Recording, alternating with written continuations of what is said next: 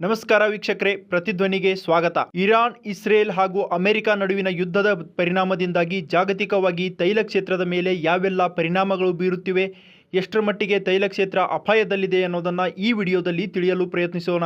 ಮಧ್ಯಪ್ರಾಚ್ಯದಲ್ಲಿ Iran, Israel ಹಾಗೂ ಅಮೆರಿಕದ ನಡುವಿನ ಯುದ್ಧಕ್ಕೆ ಇದೀಗ 21 ದಿನಗಳಾಗ್ತಿವೆ. ಕಳೆದ ಫೆಬ್ರವರಿ 28ರಂದು ಏಕಾಏಕಿ ಇಸ್ರೇಲ್ ಹಾಗೂ ಅಮೆರಿಕ ಜಂಟಿಯಾಗಿ ಇರಾನ್ ಮೇಲೆ ದಾಳಿ ನಡೆಸುವ ಮೂಲಕ ರಣಗಾಳಿಯನ್ನು ಯೂದಿದ್ದಾರೆ.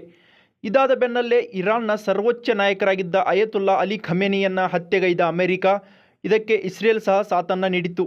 ಇದಾದ ಬಳಿಕ ಕೆರಳಿರುವ ಇರಾನ್ ಅಮೆರಿಕ ಹಾಗೂ ಇಸ್ರೇಲ್ಗಳ ಮೇಲೆ ಪ್ರತೀಕಾರದ ದಾಳಿಯನ್ನು ಘೋಷಿಸಿದೆ. ಈ ಮೂಲಕ ತನ್ನ ನಾಯಕನ ಹತ್ಯೆಯ ಸೇಡನ್ನು ಇಟ್ಟುಕೊಂಡು ನಿರಂತರ ದಾಳಿಗಳನ್ನು ಮುಂದುವರಿಸಿದೆ. ಹೀಗಾಗಿ ಜಾಗತಿಕವಾಗಿ ಯುದ್ಧದ ಕಾರ್ಮೋಡ ಕವಿದಿದ್ದು, ಇರಾನ್ ತನ್ನ ಸುತ್ತಮುತ್ತಲಿನ ಕುವೈತ್, ಒಮಾನ್, ಕತಾರ್, ಸೌದಿ ಹಾಗೂ ದುಬೈ ಸೇರಿದಂತೆ ಗಲ್ಫ್ ರಾಷ್ಟ್ರಗಳಲ್ಲಿನ ಅಮೆರಿಕದ ವಾಯು ನೆಲೆಗಳನ್ನು ಧ್ವಂಸ ಮಾಡಿದೆ. ಹೀಗೆ ದಿನದಿಂದ ದಿನಕ್ಕೆ ಯುದ್ಧದ ತೀವ್ರತೆ ಏರುತ್ತಲೇ ಇದ್ದು, ಅಮೆರಿಕದ ಅಧ್ಯಕ್ಷ ಡೊನಾಲ್ಡ್ ಟ್ರಂಪ್ರ ಯುದ್ಧೋನ್ಮಾದದಿಂದಾಗಿ ಜಾಗತಿಕವಾಗಿ ಕೃತಕ ಅಭಾವ ಉಂಟಾಗುತ್ತಿದೆ. ಮಧ್ಯಪ್ರಾಚ್ಯದಲ್ಲಿ ನಡೆಯುತ್ತಿರುವ ಈ ದಾಳಿ ಪ್ರತಿದಾಳಿಗಳು ಜಾಗತಿಕವಾಗಿ ನಾನಾ ರೀತಿಯ ಅವಶ್ಯಕ ವಸ್ತುಗಳ ಕೊರತೆಗೂ ಕಾರಣವಾಗುತ್ತಿವೆ. ಇದರ ಮೊದಲ ಭಾಗವಾಗಿಯೇ ಇರಾನ್ ತನ್ನ ಹಾರ್ಮುಜ್ ಜಲಸಂಧಿಯನ್ನ ಬಂದ್ ಮಾಡಿದ್ದ ಪರಿಣಾಮ ಭಾರತದಲ್ಲಿ ತೈಲದ ಕೊರತೆ ಎದುರಾಗಿದ್ದು ನಿಮಗೆ ಗೊತ್ತೇ ಇದೆ. ಅದರಲ್ಲೂ ಕಳೆದ ಒಂದು ವಾರದಿಂದಲೂ ಸಿಲಿಂಡರ್ ಗ್ಯಾಸ್ ಪೂರೈಕೆಯಿಲ್ಲದೆ ಹೋಟೆಲ್ ಉದ್ಯಮಕ್ಕೆ ಭಾರೀ ಹೊಡೆತ ಬಿದ್ದಿದೆ. ಭಾರತದ ಮನವಿಗೆ ಸ್ಪಂದಿಸಿದ ಇರಾನ್ ಭಾರತದ ತೈಲ ಹಡಗುಗಳಿಗೆ ಹಾರ್ಮುಜ್ ಜಲಸಂಧಿಯನ್ನು ಸಂಚಾರಕ್ಕೆ ಮುಕ್ತಗೊಳಿಸಿದೆ. ಆದರೂ ಅಲ್ಲಿನ ದಾಳಿಗಳೇನು ನಿಲ್ಲುವಂತೆ ಕಾಣುತ್ತಿಲ್ಲ. ಹೀಗಾಗಿ ಕೆಲವೇ ದಿನಗಳಲ್ಲಿ ತೈಲ ಅಭಾವದ ಜೊತೆಗೆ LPGಯ ಅಭಾವವು ಕಾಡುವ ಭೀತಿ ಎದುರಾಗಿದೆ. ಇದಕ್ಕೆ ಕಾರಣವನ್ನ ಗಮನಿಸಿದಾಗ ಪ್ರತಿ ಗಂಟೆಯೂ ಪರಿಸ್ಥಿತಿ ನಿರಂತರವಾಗಿ ಉಲ್ಬಣಗೊಳ್ಳುತ್ತಲೇ ಇದೆ. ಇರಾನ್ ಇಸ್ರೇಲ್ನಲ್ಲಿರುವ ಹೈಫಾದಲ್ಲಿರುವ ಪ್ರಮುಖ ತೈಲ ಸಂಸ್ಕರಣಾಗಾರವನ್ನು ಗುರಿಯಾಗಿಸಿಕೊಂಡು ದಾಳಿ ನಡೆಸಿದೆ. ಇಸ್ರೇಲ್ನ ವಾಯು ರಕ್ಷಣಾ ವ್ಯವಸ್ಥೆಗಳು ದಾಳಿಯನ್ನು ಸಂಪೂರ್ಣವಾಗಿ ತಡೆಯಲು ವಿಫಲವಾಗಿದ್ದು, ಇದು ಇಸ್ರೇಲ್ ಮೇಲೆ ಇರಾನ್ ನಡೆಸಿದ ಅತಿದೊಡ್ಡ ದಾಳಿಯಾಗಿದೆ ಎಂದು ಹೇಳಲಾಗುತ್ತಿದೆ. ಹೈಫಾ ಬಂದರು ಭಾರತ ಇಸ್ರೇಲ್ ವ್ಯಾಪಾರದಲ್ಲಿಯೂ ಪ್ರಮುಖ ಪಾತ್ರವನ್ನು ವಹಿಸುತ್ತದೆ. ಇಸ್ರೇಲ್ ಇಂಧನ, ಬಂದರು ಮತ್ತು ಮೂಲಸೌಕರ್ಯ ವಲಯಗಳಲ್ಲಿ ಭಾರತವು ಪ್ರಮುಖ ಪಾಲುದಾರನಾಗಿದೆ.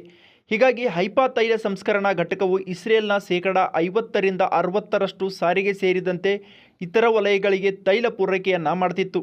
ಆದರೆ ಇದರ ಬುಡಕ್ಕೆ ಇರಾನ್ ಬೆಂಕಿ ಇಟ್ಟಿರುವುದು ಇಸ್ರೇಲ್ ಪ್ರಧಾನಿ ಬೆಂಜಮಿನ್ ನೆತನ್ಯಾಹು ಕೆರಳುವಂತೆ ಮಾಡಿದೆ. ಈ ಕಾರಣಕ್ಕಾಗಿಯೇ ಇಸ್ರೇಲ್ ಕೂಡ ತನ್ನ ಪ್ರತಿದಾಳಿಯನ್ನು ಮತ್ತಷ್ಟು ತೀವ್ರಗೊಳಿಸಿದೆ.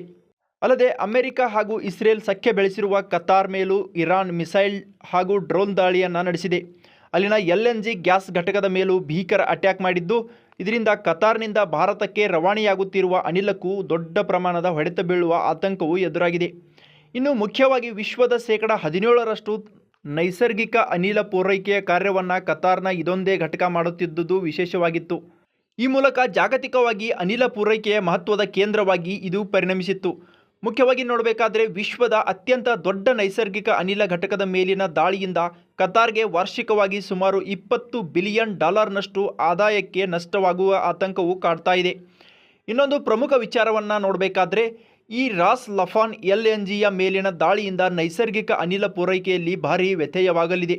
ಹಾಗೆಯೇ ವಾರ್ಷಿಕವಾಗಿ ಸುಮಾರು 12.8 ಮಿಲಿಯನ್ ಟನ್ LNG ಪೂರೈಕೆಯಲ್ಲಿ ಮುಂದಿನ 4 ರಿಂದ 5 ವರ್ಷಗಳವರೆಗೆ ಸಮಸ್ಯೆಯಾಗುವ ಕಳವಳವು ಕಾಡುತ್ತಿದೆ. ಅಲ್ಲದೆ ರಂಜಾನ್ ಮಾಸದ ಈ ಪವಿತ್ರ ತಿಂಗಳಲ್ಲಿ ಸಹೋದರ ಮುಸ್ಲಿಂ ರಾಷ್ಟ್ರದಿಂದ ಕತಾರ್ ಹಾಗೂ ಅದರ ಸುತ್ತಮುತ್ತಲಿನ ಪ್ರದೇಶವು ಈ ರೀತಿಯ ಭೀಕರ ದಾಳಿಗೆ ಒಳಗಾಗ್ತದೆ ಅಂತ ನಾನು ಕನಸಿನಲ್ಲಿಯೂ ಊಹಿಸಿರಲಿಲ್ಲ ಎಂದು ಕತಾರ್ನ ಇಂಧನ ಸಚಿವ ಅಲ್ ಕಾಬಿ ಇರಾನ್ ದಾಳಿಯನ್ನು ಖಂಡಿಸಿರುವುದಲ್ಲದೆ ಅದರ ಜೊತೆಗೆ ಕಳವಳವನ್ನು ವ್ಯಕ್ತಪಡಿಸಿದ್ದಾರೆ. ಈ ದಾಳಿಯಿಂದ ಎಲ್ಲವೂ ಸರಿಯಾಗಲು ವರ್ಷಗಳೇ ಬೇಕಾಗಬಹುದು. S-6 ಟ್ರೇನ್ನಿಂದ ದಕ್ಷಿಣ ಕೊರಿಯಾ ಹಾಗೂ ಚೀನಾಕ್ಕೆ ಅನಿಲ ಪೂರೈಕೆ ಆಗ್ತಿತ್ತು. ಒಂದೆಡೆ ಈ ದಾಳಿಯಿಂದ ವಿಶ್ವದ ಇತರೆ ರಾಷ್ಟ್ರಗಳಿಗೆ ಸಮಸ್ಯೆಯಾಗುವುದರಲ್ಲದೆ ಜೊತೆಗೆ ಕತಾರನ್ನು 10 ರಿಂದ 20 ವರ್ಷಗಳ ಹಿಂದಕ್ಕೆ ಕೊಂಡೊಯ್ದಿದೆ ಎಂದು ಬೇಸರ ವ್ಯಕ್ತಪಡಿಸಿದ್ದಾರೆ. ದಾಳಿಯಿಂದ ಹಾನಿಯಾಗಿರುವ ಘಟಕದ ಪುನರ್ ನಿರ್ಮಾಣಕ್ಕೆ $26 ಬಿಲಿಯನ್ ಬೇಕಾಗಬಹುದು ಎಂದು ಅಲ್ಲಿನ ಕತಾರ್ ಸರ್ಕಾರ ತಿಳಿಸಿದೆ. ವಿಶೇಷವಾಗಿ ಜಗತ್ತಿನ ಅತಿದೊಡ್ಡ ಗ್ಯಾಸ್ ಟು ಲಿಕ್ವಿಡ್ ಘಟಕಗಳಲ್ಲಿ ಒಂದಾದ ಕತಾರ್ನ ಪರ್ಲ್ GTL ಘಟಕವು ಇರಾನ್ ದಾಳಿಯಿಂದ ಸ್ಥಗಿತಗೊಂಡಿರುವುದು ಆತಂಕಕ್ಕೆ ಕಾರಣವಾಗಿದೆ. ಭಾರತಕ್ಕೆ ಕತಾರ್ ಪ್ರಮುಖ LPG ಮತ್ತು LNGಯ ಪೂರೈಕೆಯ ರಾಷ್ಟ್ರವಾಗಿದ್ದು, ಭಾರತ 50% ಗ್ಯಾಸ್ ಅವಲಂಬನೆಯನ್ನು ಈ ಘಟಕದ ಮೇಲೆ ಹೊಂದಿರುವುದು ಗಮನಾರ್ಹ ಸಂಗತಿಯಾಗಿದೆ.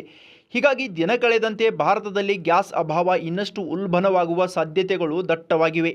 ಅಲ್ಲದೆ ಇದಕ್ಕೆ ಪ್ರತಿಯಾಗಿ ಇರಾನ್ನ ಪ್ರಮುಖ ಅನಿಲ ಘಟಕವಾಗಿರುವ ಸೌತ್ ಪಾರ್ಸ್ ಮೇಲೂ ಇಸ್ರೇಲ್ ಭೀಕರ ದಾಳಿಯನ್ನು ನಡೆಸಿದೆ. ಜಾಗತಿಕ ಆರ್ಥಿಕತೆಯ ಮೇಲೆ ಈಗಾಗಲೇ ಆಘಾತದ ಅಲೆಗಳನ್ನು ಸೃಷ್ಟಿಸಿರುವ ಸಂಘರ್ಷವು ಪರಿಸ್ಥಿತಿಯನ್ನು ಇನ್ನಷ್ಟು ಉದ್ವಿಗ್ನತೆಯತ್ತ ಕೊಂಡೊಯ್ತಾ ಇದೆ.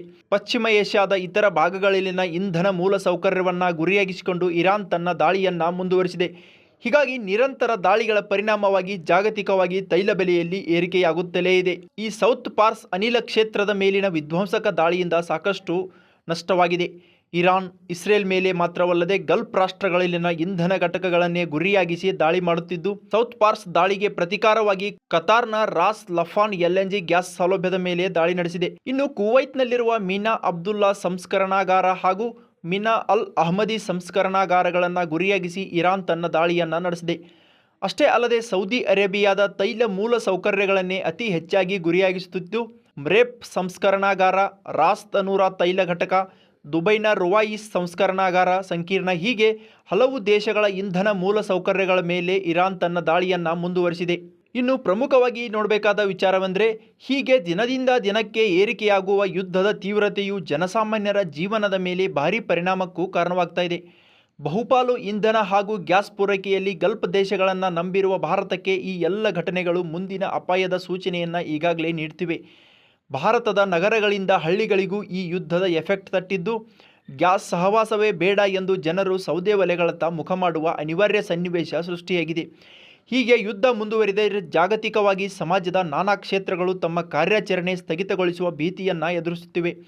ಒಂದು ವೇಳೆ ಈ ಪರಿಸ್ಥಿತಿ ಬಂದರೆ ಅದಕ್ಕೆ ಅಮೆರಿಕದ ಅಧ್ಯಕ್ಷ ಡೊನಾಲ್ಡ್ ಟ್ರಂಪ್ ಹಾಗೂ ಇಸ್ರೇಲ್ ಪ್ರಧಾನಿ ನೆತನ್ಯಾಹು ಇಬ್ಬರೇ ಹೊಣೆಗಾರರು ಎಂಬುದು ಸದ್ಯದ ಮಾತಾಗಿದೆ. ಹೆಚ್ಚಿನ ವಿಡಿಯೋಗಳಿಗೆ ಪ್ರತಿಧ್ವನಿ ಯೂಟ್ಯೂಬ್ ಚಾನೆಲ್ ಸಬ್ಸ್ಕ್ರೈಬ್ ಮಾಡಿ, ಬೆಲ್ ಐಕಾನ್ ಕ್ಲಿಕ್ ಮಾಡಿ.